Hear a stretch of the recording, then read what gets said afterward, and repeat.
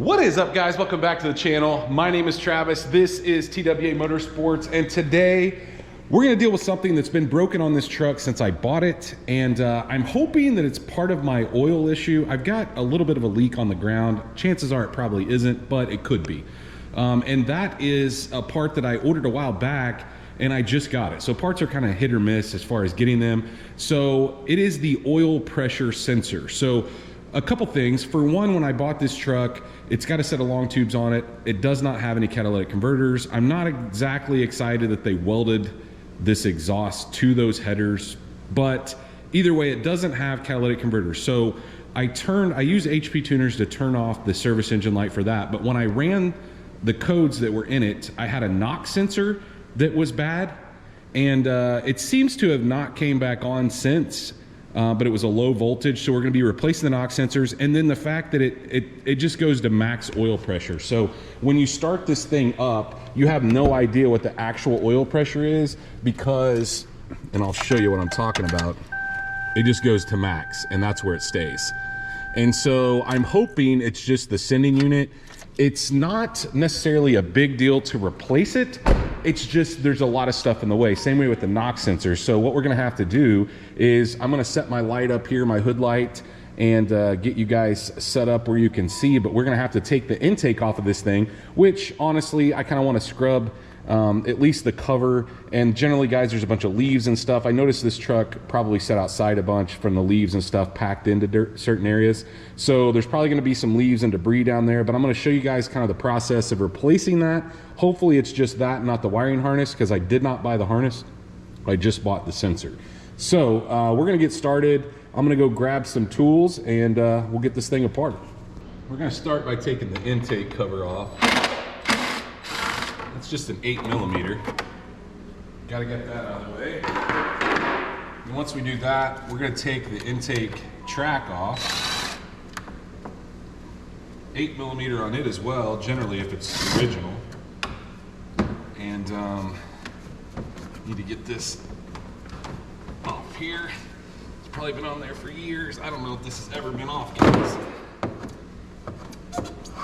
There's a clip to a radiator hose that's on here as well, but generally it comes undone right here. So I'm gonna do things a little bit differently than you have to. I'm gonna take the throttle body off separately, and you'll see here in a little bit why, but let me grab a screwdriver, pry this thing off and get it out of the way. Now to get the throttle body off, generally there's a locking clip here, but I noticed it's not there. Guessing it's been broken off at some point, but 3 10mm if you're dealing with this style motor. If you have a cable driven, obviously you'd have to take the cables off, but that's not the biggest issue here.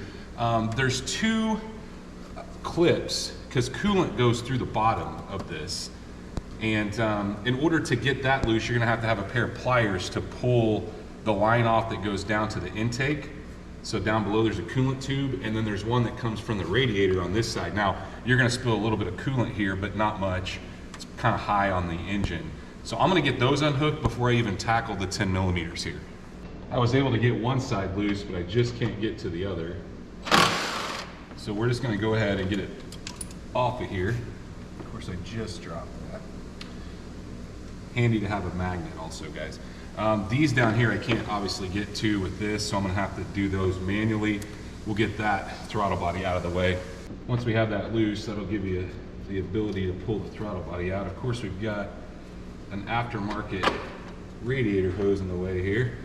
I may have to move that too, actually, because where it's located, it won't let me pull the throttle body off. If it had the stock clamp on it, I'm guessing at some point this thing's probably had a water pump. I have to make sure and tighten that back up at some point. Now we should be able to pull this thing off, and then we'll be able to get to that other hose clamp. You can see how much of a pain it would be to get to. Use a pair of needle nose to get it started, maybe flipped around. And once we get it off of here, there we go, we got it flipped around where we can actually clamp on it and move it back. And then guys, what I like to do is take a pair of pliers and kind of move this around because it gets stuck. Once you move it around, then you can pull it off here. Like I said, you should probably get a little bit of coolant. I'm gonna try to put this up high where we're not leaking a bunch everywhere. Set it there for now, get it out of this clip. Kind of tie it up over here. That'll work. All right, so the reason I'm doing it this way and not the other way, so you could obviously leave this on here. One, I wanted to check this out. It does look like it needs replaced, so we'll put a new one of those gaskets in there. But ultimately, guys, when these intakes fill up with oil. So what I like to do is while this intake's off and we're doing the other stuff, I like to set this on its end and let some of that oil drain out, spray a little brake clean in there, because LS motors are really notorious, especially if you don't have a catch can, for holding a lot of oil in the intake. So that's why I'm doing it the way I am. But now that we got that off, maybe I can reach that 10 millimeter that I dropped down there. I see it, and we can continue. Another thing I should have done before we even started was, guys, you need to unhook our battery here. Get that out of the way, just the negative side. All right, moving on. We need to unplug some stuff. I'm gonna start, we're gonna get the EGR unplugged. Or maybe this is EVAP, sorry. EVAP, not EGR. These trucks actually, the newer models don't have EGR. Holy cow. There's just a clip on the top of this, but does not want to come off. That's another thing, guys. As these engines get some age on them, you're gonna fight with getting a lot of this stuff unhooked. I've never had one that stiff though. There we go. Come on. There. Holy cow. All right. Then this guy here, if we push it from the back side, it generally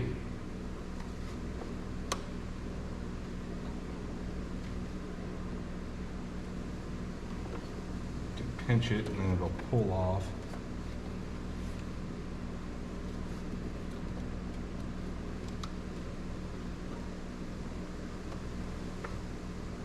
Of course, it's gonna make a liar out of me.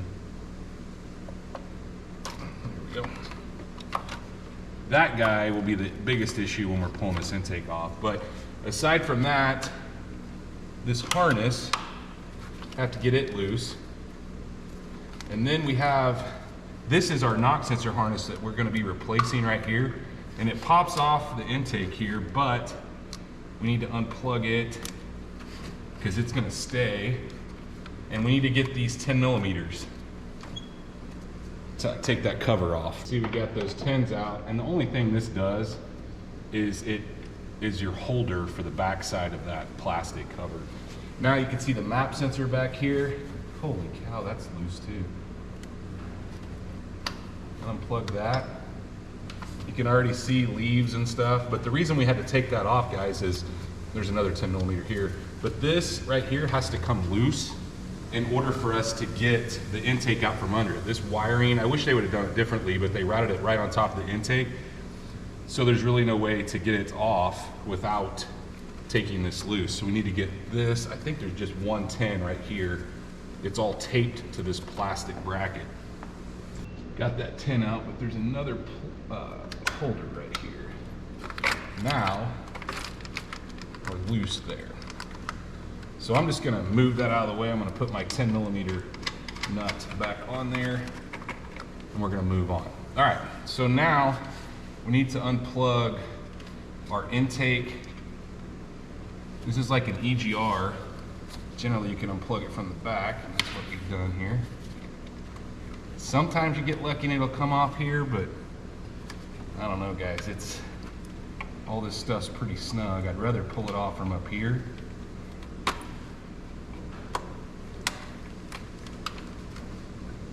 I also don't want to break it, so we may just leave it.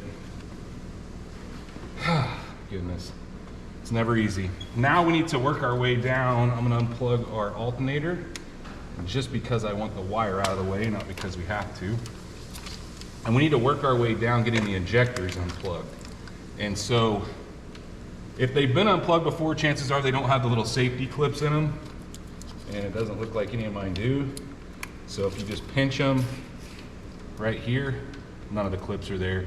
If there's a locking clip, you'll have to slide the clip up, but then you pinch this side and that gets them unplugged. We need to work our way all the way to the back, getting them all unplugged here.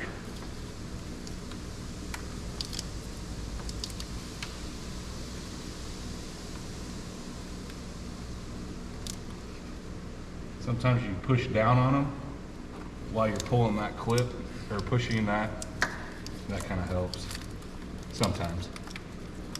None of the stuff is in its factory. There's generally little factory keepers. I see the clips here, but this intake has definitely been off before.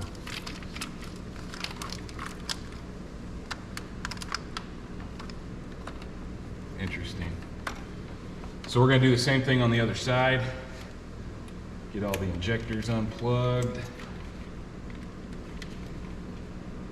And then guys, I've noticed there's a bunch of leaves sitting on the top of the intake on this side. Before we even take this thing off, I'm gonna run my vacuum over it. See if we can get some of them. I don't want them all to just drop into the motor when we pull this intake out, because that's essentially what's gonna happen.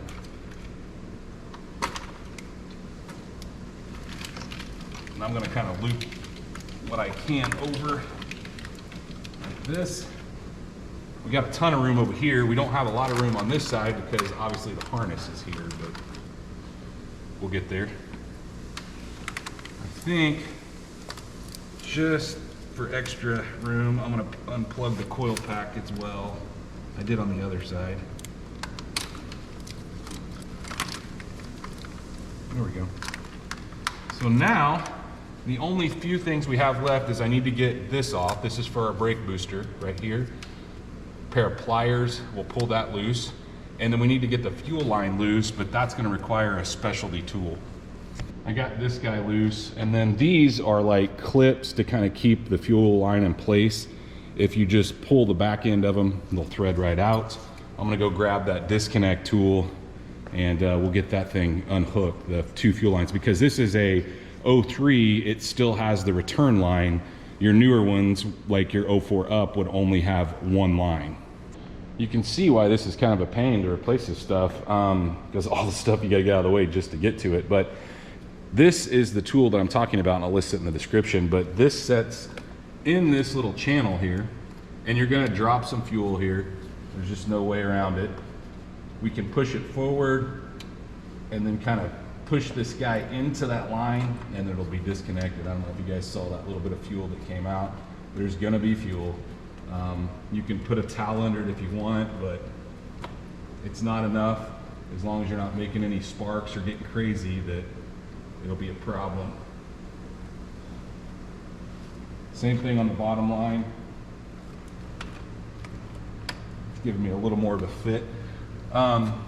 So once we get those loose, guys, you don't have to do this either, but I'm gonna take the fuel rail loose separately. It's just easier to thread that thing out without the fuel rail on it, because that evap line goes underneath it. To me, it's just easier. You don't have to do that. You could take the intake out and leave the fuel rail in place, but I'm choosing to take the fuel rail out next. The fuel rail itself is only held in with 4 8mm bolts. So we're gonna get those out next, and you're probably wondering, like, why are you using this? Well, guys, anytime I dump a bunch of fuel, I like to manually take these loose, because unfortunately my impact, you can see sparks inside of it, and so just to be on the safe side, probably a good idea to use this. So we'll get all 4 of these out. We're gonna try to pull our fuel rail loose.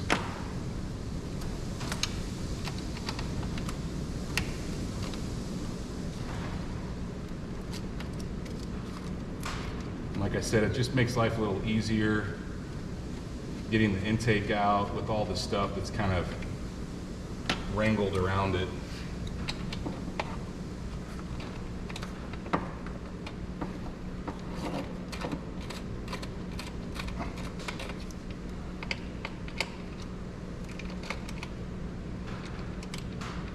The other thing is a bunch of dirt generally falls in those, around those injectors. I like to kind of clean them off a little bit. See if we can lift this injector rail out. There's one side.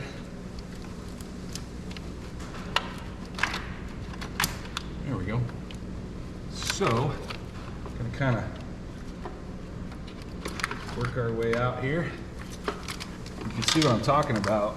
Just makes life a little easier on you when you take them out that way. Look at the buildup around those. We're going to try to carefully clean that, but we don't want to wipe anything into the opening where the injector sprays. Wanted to show you a close-up real quick. You want to double check, make sure you got everything loose off the intake, and we do.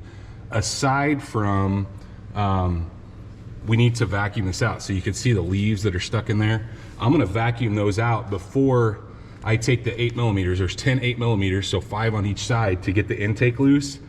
And so we need to do that in order to make this happen. The other thing is that this harness right here for the knock sensors, kind of keep it over to this side because we don't want to be pulling on it as we're pulling the,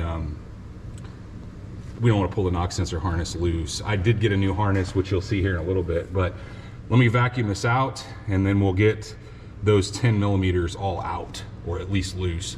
Now you'll notice that I've done this. Used a bungee to kind of hold this wiring up. And then guys, I completely forgot I need to take this loose off the intake. You can see the intake's loose. It goes into the, right behind the throttle body. Woo, that's snug. Now, this right here, remember, has to stay in place. So kind of tuck it over here. I think we got enough room to do that. We need to lift this guy up and out. Sometimes it's easier said than done. I like to have the alternator out of the way sometimes too, but don't have that as an option right now. I gotta grab this. Remember this guy. Holy cow, what a mess down there. Well, I got that thing out of there. You can see a couple things that we're gonna be replacing. Now I got a lot of cleaning to do, and I won't show you guys that. I'm gonna do that off camera with some brake clean. We're gonna get this looking really nice. Look at the buildup in these cylinders. This thing really needs a catch can, guys. We're gonna have to put a catch can on at some point. We need to run some seafoam through it too. But this guy back there, you can see this right here. That is our oil sending unit that we need to replace.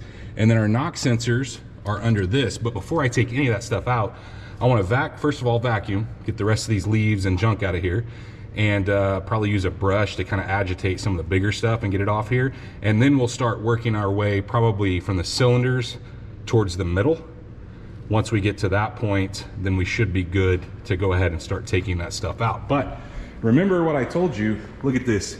I just flipped that thing upside down and look at that puddle of oil. It's insane how much oil these things hold in the top end. So, you know, just cleaning that out will make a substantial difference as far as like performance. Guys, that is why these new LT engines I don't love. If you notice, see how clean it is right there in that cylinder, in each one of them? That's where the fuel is spraying. So this is not happening on those new LT engines because they are directly into the cylinder. So you're not spraying on the inside to help keep things somewhat clean.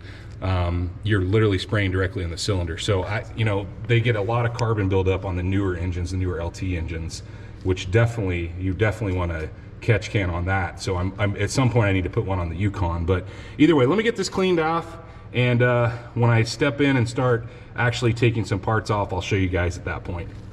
I wanted to give you guys kind of a show you what is involved here. So we want to make sure that the surface area where that gasket from the intake mounts is nice and clean. We don't necessarily have to get as crazy as I got over here, but you can see that I cleaned quite a bit off this. So I also tuck some paper towels, some shop towels in each one of these cylinders, because obviously, guys, we're cleaning junk out. We don't really want it to fall in there, so this helps. And then I'm constantly running my vacuum over it, kind of over and over and over. So at this point, you can see I've got this side completely clean, but I kind of wanted to show you guys where I'm going here. And so I'm going to continue cleaning, it does take some time here. But look, if you take this to a shop and have this done, let's say you had intake gaskets put in, or chances are if you had that replaced, they probably wouldn't even replace the intake gaskets. So they would just take it off, put it back on. They're not gonna spend the time to do this. And I get it, it's because they don't get paid, you know, they get paid by the hour. And so the quicker they can do something, that's what they're gonna do. So that's another reason, guys, why I kind of do all my own stuff, is I know that we're getting good product here, or a good outcome, because, you know, we're getting a nice good seal on those new intake gaskets, because I am putting intake gaskets on as we go back together. But let me get this cleaned up, and then we will get the knock sensors out and the oil sender out. Woo! That was some work. All right, on to getting this stuff unhooked. So we need to unplug our oil sending unit here that we're assuming is bad. Guys, I'm really hoping it's not the wiring. That's got a ton of oil in it. So we need a special tool to get that out, which I have. I'll show you guys in a minute. And then we need to pop these guys loose, because we are going to be replacing this as well. I may have to get a flat blade screwdriver to get underneath these. They've been in there a minute, which is good, because generally they like to catch water, especially if this thing's set outside. Let me go get a flat blade screwdriver. We'll pop these up, and then you need, generally, if they don't snap when you take them off, you need a pair of needle nose pliers. You can see there's no protection on the wire, and that's so you can slide these back in order to get down to those. Take a look at what I'm talking about. I have my pliers here ready, but these both just completely disintegrated when I took them apart. So I need to vacuum that out before we take out the knock sensors. But this is trash. I always replace these, guys. If you take knock sensors out, take the intake off, and it hasn't been done, it's a good idea to do it. So I'm gonna vacuum out these chunks that fell out of that. That looks like a piece of my glove, actually. And then we'll grab the tool to get, or the socket to get the oil sending unit out. And I think it's a 7/8 or a 1 inch to get, maybe it's a 3/4 to get the knock sensors out. Now this is really meant for the older style where they're really tall. Obviously this is the newer style one, but it's 1 inch and 1/16 to get the oil sender out. So I'm gonna grab it first. I got that thing out, and I mean, it's got a ton of oil in there. You guys can see that. I don't know if that's why it wasn't working. Maybe it was shorting out. But either way, we're gonna be replacing it. Chances are it's bad. The downside, like I said, is there's no way to really know until you get the truck back together. But I've cleaned out, I'm gonna clean out the plug really well, making sure I get all the, you know, oil and whatnot out of it. I'm gonna blow it out, but I'm gonna go grab the new one. Before I put the new one in, I am gonna take a towel back there and just clean up the mating surface. There's a crush washer right here that seals this thing off. So you need to make sure that you get that on the new one. It should come with it, but I only buy GM ones, guys, and I'll list all the parts, of course, in the description down below. But I want to clean up where that thing mates to the engine block. If you notice, the new one comes with a little thread sealant. I noticed a little bit of some thread sealant when I got that old one off, but it also comes with a protector for the plug. I mean, guys, this is the way this should come, not just, you shouldn't have to hunt down a washer, you shouldn't have to hunt down anything to put it in. Literally GM supplies it ready to go in. So we're gonna get this in. I'm gonna see if I can get some torque specs on this thing, because you don't want to over tighten it. It is just aluminum, actually, and so you don't want to over tighten it. And I like to start it by hand so I know that we're not cross threading. Torque specs on this thing are 26 foot-pounds, so not real tight. I'm gonna go ahead and torque it down, and then we'll move on to the knock sensors. Now we need to get the knock sensors out, which they are 7/8. And I don't remember which one was showing bad, but what I do know is that if you're in here, replace them both. And they're pricey, guys. You need to buy GM ones. I'm gonna have to have 2 hands to do this. So I'm gonna get those threaded out. Got the old ones out, and you can see, you know, where water's set on that one. And they actually are some of the best looking ones I've seen, as far as the shape they're in. But I've got some new ones here. I was looking at the part number. These are not original. These are the original. Interesting. I wonder if somebody at some point put some knock sensors in this thing, and I've just never had any luck with aftermarket, guys. I only use GM ones. Never. They last for a really long time if they don't have a bunch of water setting in them. And so we need to get these in, and they torque down to 15 foot-pounds. And the other thing I didn't tell you guys, I haven't plugged my oil cylinder yet, and that's because I blew this switch out. There was a ton of oil in it. I used my blower that's hooked up to my compressor and blew that out, so I'm kind of letting it set and you know, making sure we're not plugging it in with stuff on it. So let me get these torqued, and then we'll grab our new knock sensor harness. Got those torqued down. Now all we need to do is snap these guys in the middle and push that back down into place. Like I said, I guys, don't cheap out here. Buy a new knock sensor harness if you're replacing the knock sensors. We are good to go here. I've got it, you can see, kind of routed back and up over here, kind of out of the way when we go back together with the intake. So at this point, we're ready to go back together, but we need to kind of switch gears and go to the intake because, and you can see I moved this over. I made a spot on my floor, but we need to replace the intake gasket. So I'm going to do a little cleaning on this, so I'll show you in just one second, but we need to pop these old intake gaskets off, which there's 3 clips. There's one here, there's one in the middle right here, and then there's one on the other end. We'll get these old ones out of the way, and I could tell you these are not the original GM ones, and they don't look terrible, but you can also see where we've had some oil sneaking past. And so I think that's a lot of the oiling, you know, that you see on the intake and on the top of the heads is from, you know, it's sneaking past those seals. And this should ultimately help a couple things. For one, not having as much oil on the top side of the engine, and then 2, maybe help clean some of that out because we're going through the intake instead of leaking out in some areas. Here's where the OCD in me gets a little crazy. I also like to clean, so you can see this is not cleaned. You can see the buildup. This one is one pass clean. So what I like to do is sometimes I'll even use a scraper. We're not wanting to dig in, we're wanting to go straight with it because we want a nice flat surface for these new gaskets here. You also see that I pulled those guys out. Those are always oil soaked and just disgusting. They generally disintegrate, but they kind of help keep dirt out from under the intake. So I do like to put them back in if they are, you know, in one piece. But you can see my new intake gaskets over there. So I'm gonna off camera clean this up.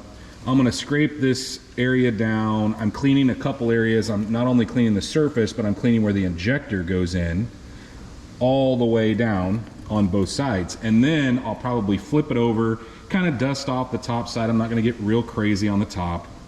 And once I do that, then I will flip it back over and go over these one more time with the cleaner towel. I'm kind of using a gross towel to start. But look at that buildup of oil. I'm kind of spraying some brake clean in there as we go. And that's why I've got it in my oil pan here, because it's just absolutely disgusting.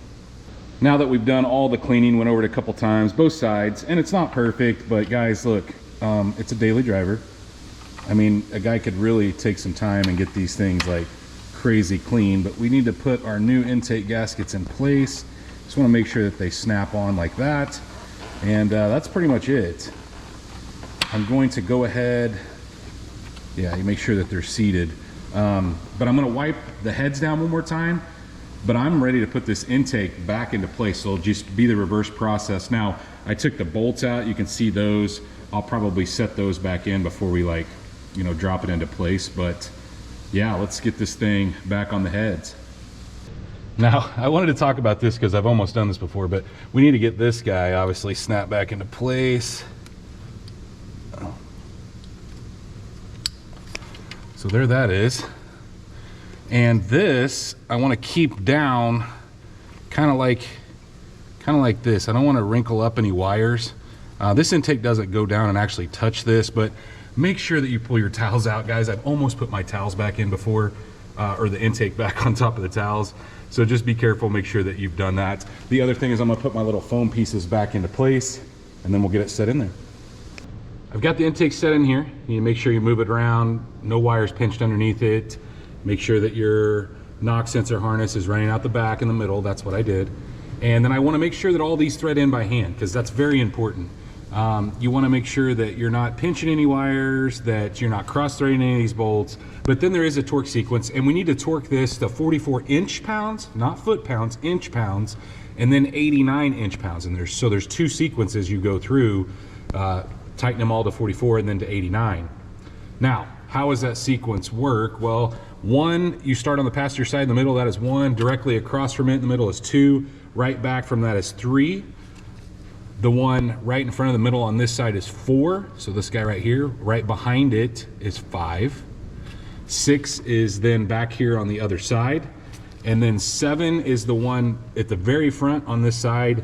8 is the one on the very back on the passenger side. 9 very back on the driver's side. And 10 right here is the last one. You need to go through that sequence both times. So I'm gonna go ahead and torque all those down. Now that those are all torqued down, we need to move our attention over to the injectors. And guys, I don't like using anything real abrasive on the end of these.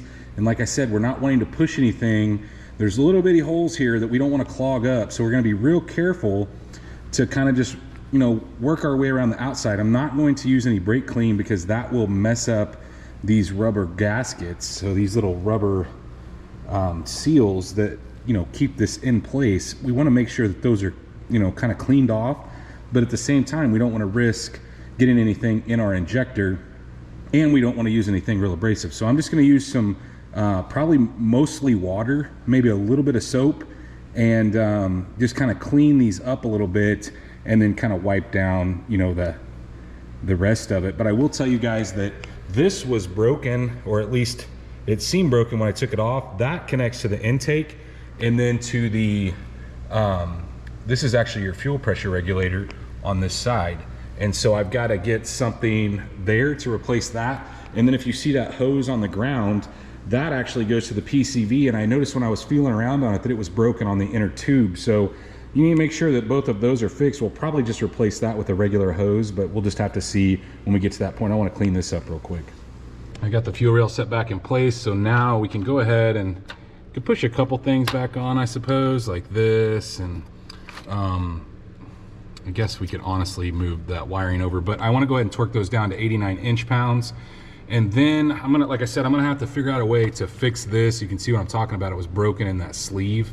That goes to the top of the intake. So I need to fix that before I put this down, because this kind of sandwiches on top of it.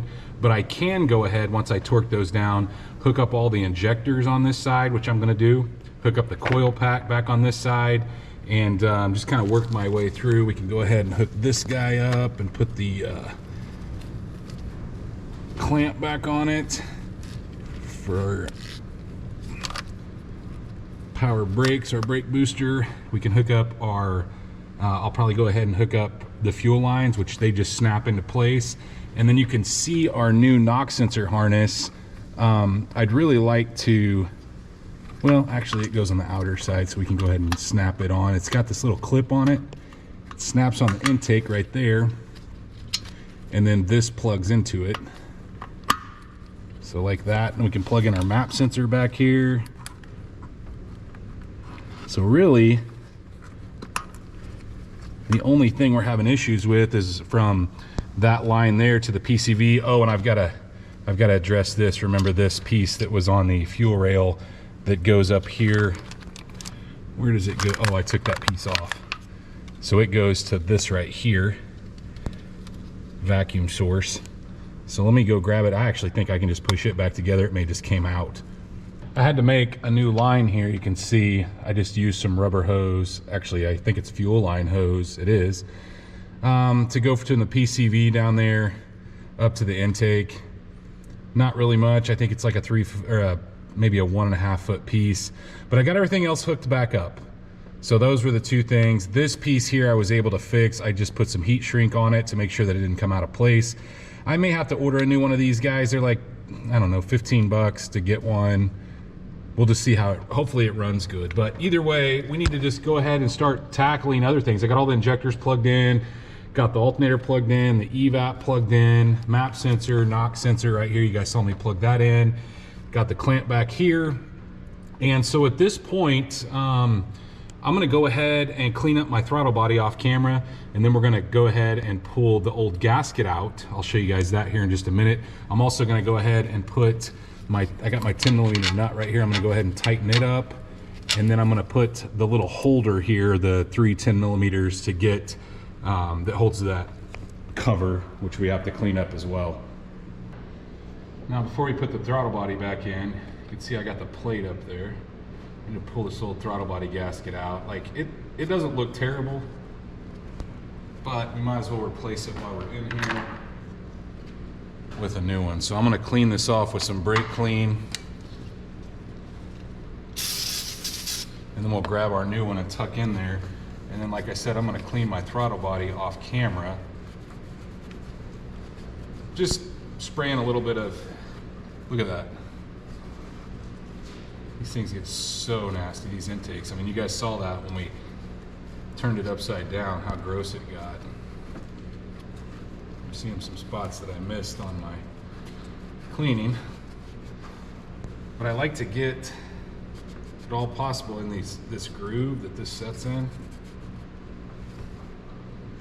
Kind of going around it, making sure everything's clean. And then we got a new one here.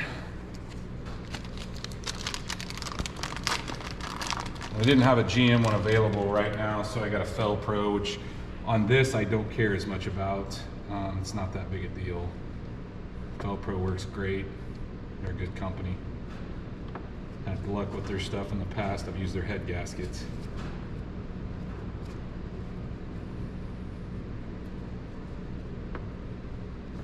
I like to go over it like 2 or 3 times, making sure that it's seated correctly, because the worst thing you can do is try to cinch down your throttle body and this thing not be in all the way and it like folds over and you have a leak there. So we'll go over it a couple times. But then we're ready for the throttle body. I'm gonna, like I did when I took it off, I'm gonna hook up that line that comes off the radiator before I actually put it in place, and then I'll put this one that goes down to the top of the intake. I'll put it in second, or to the top of the head. All right, let's grab that throttle body. Remember, like I said, we're gonna put this on here before, just because it's easier to reach. And a lot of people bypass this. Back in the day, that used to be like a mod that people did. I don't know if it does anything. Here's what I do know. I'm leaving it the way it was. Remember, we undid the this hose clamp over here to move it around. So if you have to do that to make room, make sure that you put it back.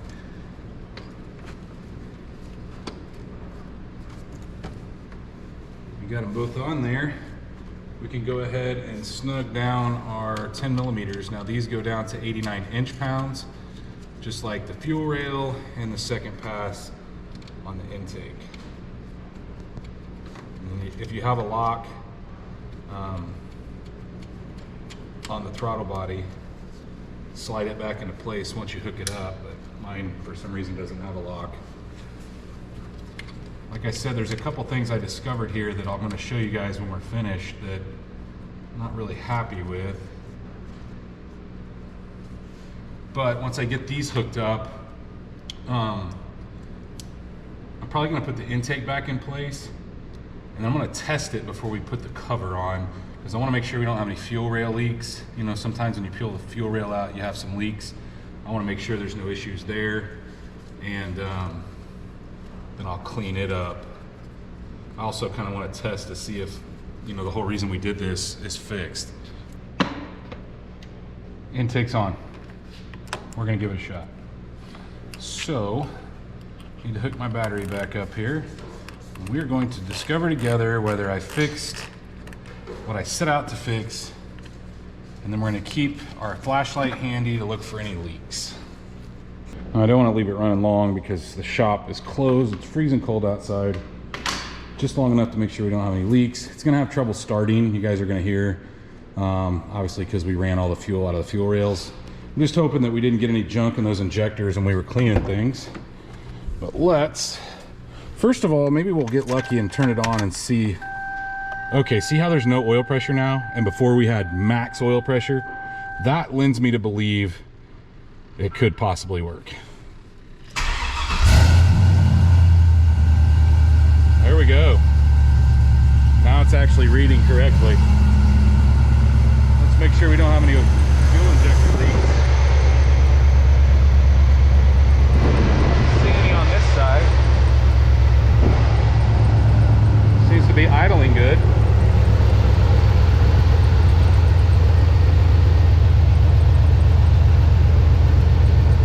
way you could tell is you can let it run for a second and then go and check and see if you got any puddles. But ultimately we got it fixed because look, we're not maxed out on pressure anymore. Fixed. See, we got the intake back on. My son came out and cleaned it up, and then I coated it with some dressing, that Chemical Guy Silk Shine. Makes things look a lot better.